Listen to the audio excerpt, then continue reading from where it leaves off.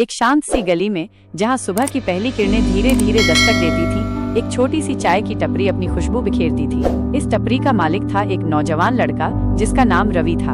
हर सुबह 5 बजे, जब शहर की नींद पूरी तरह से नहीं खुली होती थी, रवि अपनी टपरी सजाता।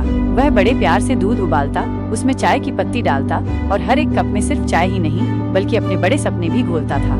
आसपास के लोग अक्सर उसे देखकर कहते थे, ये तो बस एक चाय वाला है, इससे ज्यादा इसकी क्या औकात। लेकिन रवि के सपने उस छोटे से चाय के कप से कहीं ज्यादा विशाल थे। जब भी वो कॉलेज के छात्रों को हंसते बोलते देखता, उनकी किताबों को उत्सुकता से पलटकर देखता, तो उसके दिल में एक अनजानी आग जल उठती थी। वो उन जैसी शिक्षा पाना चाहता था, आसमान छूना चाहता था। एक दिन अपनी जिज्ञासा रोक न पाने के कारण उसने अपने एक नियमित ग्राहक से पूछ ही लिया, भैया यह MBA क्या होता है? उस ग्राहक ने रवि की मासूमियत पर ठहाका लगाया और उपहास करते हुए कहा, तू MBA करेगा?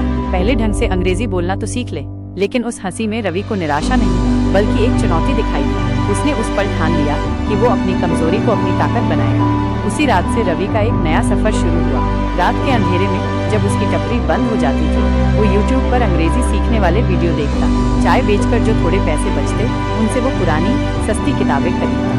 हर दिन वो एक नया अंग्रेजी शब्द सीखता और अगली सुबह अपने ग्राहकों को चाय देते समय बड़ी ही आत्मविश्वास से उस शब्द का इस्तेमाल करता।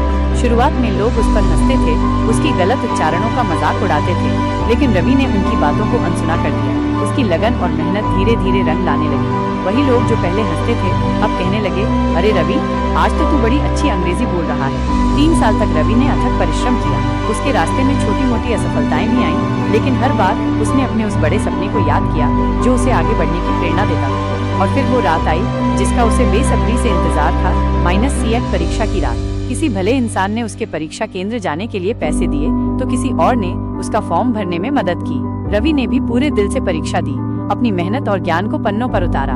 2 महीने बाद एक लिफाफा आया, -II अहमदाबाद से प्रवेश का पत्र। उस दिन रवि की आंखों में आंसू थे, लेकिन ये आंसू दुख या निराशा के नहीं थे, बल्कि सालों की कड़ी मेहनत और जीत की खुशी के थे। आज वही रवि एक बड़ी मल्टीनेशनल कंपनी में मैनेजर के पद पर कार्यरत है, लेकिन हर रविवार को वो अपनी पुरानी चाय की टपरी पर जरूर जाता है और एक कप चाय बनाता है अपने जैसे किसी और रवि के लिए, जिसके सपने शायद उस छोटी सी टपरी में पल रहे हों। ये कहानी हमें सिखाती है कि सपने सच होते हैं अगर उनमें सच्ची लगन और मेहनत की मिठास घुली हो। रवि ने न सिर्फ अपनी किस्मत बदली, बल्कि उन सभी के लिए एक उम्मीद की किरण बन गया जो अपनी परिस्थितियों से बंधे महसूस करते हैं।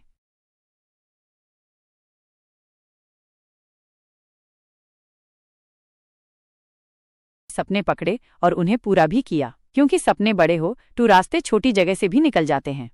सफर जख्म का, अगर तुम्हें लगता है कि तुम कुछ नहीं कर सकते तो रवि को याद रखना।